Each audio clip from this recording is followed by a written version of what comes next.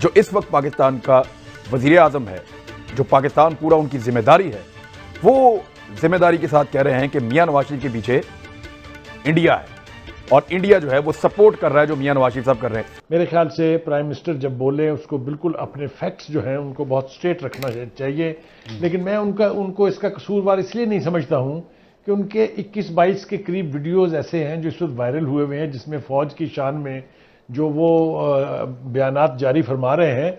अगर उनको देखा जाए तो पता लगता है कि वो एक बेवकूफ़ आदमी की तरफ से जो मुंह में आता है उनके वो कह देते हैं और फिर उसके बाद वो चीज़ें उनका पीछा करती, जैसे जनरल साहब ने कहा बिल्कुल ठीक है। देखिए, इल्ताफ़ हुसैन और नवाज शरीफ का मुआजना नहीं हो सकता। नवाज शरीफ ने वहां बैठ के मुल्क के खिलाफ, मुल्क की फौज के खिलाफ नारे नहीं लगवाए हैं। नवाज शरीफ ने वहां से राह से नहीं कहा कि आइए मेरी मदद करें, महाजरों के साथ बहुत जुल्म हो रहा है। तो मेरे ख्याल से बुनियादी तौर पर यह गुफ्तगू ही बहुत बेमानी और बेतुकिया नहीं होनी चाहिए थी।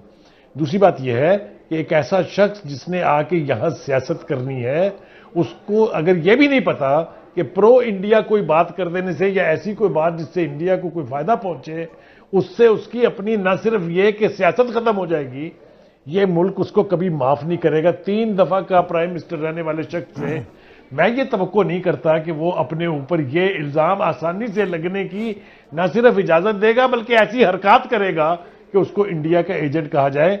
लेकिन जो कहने वाला शख्स है उसको कोई ये तो पूछे कि ये दुआ जो वो मांग रहे थे कि अल्लाह करे मोदी दूसरी दफा इलेक्ट हो जाए ताकि कश्मीर का मसला हल हो जाए, उसके बारे में तो किसी ने कोई इरशाद नहीं फरमाया अभी तक। कैसा हुआ है मसला हल? आपने देख लिया ना कश्मीर का मसला कैसे हल हुआ है। और ये देखिए, मेरे ख्याल है इमरान खान साहब ने जो बात की है वो मेरा ख्याल है शायद तो उनसे मुंह से निकल गई है और या उनसे कोई अदायगी नहीं हुई, क्योंकि इस तरह बराह रास्त आप नहीं कह सकते, क्योंकि जब आप इस तरह बराह रास्त कहते हैं तो फिर आपको हैसियत वज़ीर आज़म उसको साबित भी करना पड़ता है। हाँ, ये अगर कहें कि आप जो कुछ कर रहे हैं वो बुनियादी तौर पर इंडिया के मफाद को पूरा करता है या इंडिया के ही आप बयानियां बोल रहे हैं या जो इंडिया चाहता है वैसी आप कर रहे हैं, तो ये बिल्कुल मुख्तलिफ चीज है।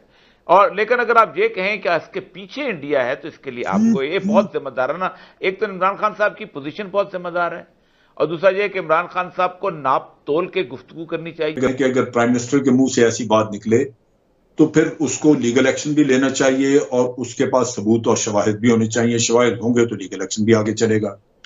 लेकिन हम सबका तजर्बा है कि इमरान खान साहब ने जब भी कभी बात की है, होमवर्क भी नहीं किया हुआ होता और उसके साथ साथ बहुत दफा वो बड़ी सतही सी बात कर देते हैं। नतीजा ये है कि वही बातें जो है वो बाद में आपका भी पीछा करती हैं और उन पर सवालात भी उठते हैं। मैं सर ये जानना चाहता हूं कि नवाज शरीफ साहब अगर वाकई में प्राइम मिनिस्टर की बात मान लें तो फिर ये तो प्राइम मिनिस्टर साहब का एक बहुत बड़ा जुर्म है और वजारत इत्तलाआत का कि एक ऐसे आदमी के बारे में जिसका उनको पता है कि ये इंडिया का एजेंडा पाकिस्तान पे चला रहा है, उसका पूरा का पूरा खिताब एक 1.5 घंटे तक नशर होने देते हैं। असल बात यह है, मेरे दोनों साथियों ने बिल्कुल ठीक कहा, when prime minister speaks he should speak on authority. Sir मैं देखिए बुखारी साहब एक नुकता ले रहे हैं ना, बुखारी साहब एक गुजारिश सुन ले सर। देखिए, अगर तो प्राइम मिनिस्टर कन्विंस्ड है कि ये इंडिया का एजेंडा है तो फिर पाकिस्तानी टीवी पे क्यों चल रहा है? सर बड़ा सवाल तो ये है। देखिए, मैं तो कन्विंस नहीं हूं, औरिया साहब भी नहीं है, आप भी नहीं है और जनरल साहब भी नहीं है कि नवाज शरीफ इंडिया का एजेंट है, लेकिन क्योंकि प्राइम मिनिस्टर है तो क्या इंडियन का एजेंट आएगा और आगे टीवी पे बोलेगा और प्राइम मिनिस्टर देखेंगे, उनको पता भी होगा। देखिए मैं आप ये जो कंट्राडिक्शन है इसकी वजाहत तो बेहतरीन तरीके से तो सिर्फ इमरान खान साहब ही दे सकते हैं। मैंने तो आपको हवाला दिया कि वो बहुत खौफनाक और अहम इश्यूज के ऊपर बोलते हुए सोचते नहीं है कि क्या कह रहे हैं। मेरे ख्याल से ये भी उसी तरह की स्लिप ऑफ टंग है जैसा औरिया साहब ने कहा, और खुद इमरान साहब को बड़ापन दिखाना चाहिए। He should act like a statesman कि वो that was a slip of tongue, क्योंकि ये इल्जाम लगा देने के बाद आपने और हवा दी है उस दुश्मनी को जो इस वक्त क्रिएट करने की कोशिश की जा रही है या जिसका मैं समझता हूं कि नवाज शरीफ मुजरिम है। अब किसने कहा कि हम चाबी दे रहे हैं, अब शुरू हो जाओ? यानी क्या हम ये समझे कि जिन्होंने यहां से निकाला था उन्होंने अब ये ड्यूटी लगा दी कि जनाब ये करें अब आप? देखिए इमरान, बात ये है कि उनकी अपनी पार्टी में इन चीजों के ऊपर चेमगोइयां हैं, क्वेश्चन किए जा रहे हैं। 100% हैं। मेरी कई लोगों से बात हुई। ये बयानियां किसी भी सूरत में मुल्क के मुफाद में नहीं है। जैसे भी परसों उन्होंने एक क्रूज मिसाइल के बारे में एक बयान दाव दिया, कल की बात, अब आप सोचिए कि ये कौमी राज होते हैं, आप एक हलफ उठाते हैं राज फाश नहीं करने का, आपने इस तरह की बातें कर करके, और वो पहले भी करते नहीं, ये नहीं है कि जो बॉम्बे के वाक़े के बारे में उन्होंने हमें मुजरिम ठहरा दिया, पठानकोट के बारे में हमें मुजरिम ठहरा दिया, हम दुनिया में सफाइयां पेश करते रहे। इन चीजों की वजह से 70-80 हजार लोग यहां मारे गए, भारत दहशतगर्दी कराता रहा, लेकिन उसके बावजूद वो दुनिया में हमें दहशतगर्द बनाने में कामयाब हो गया।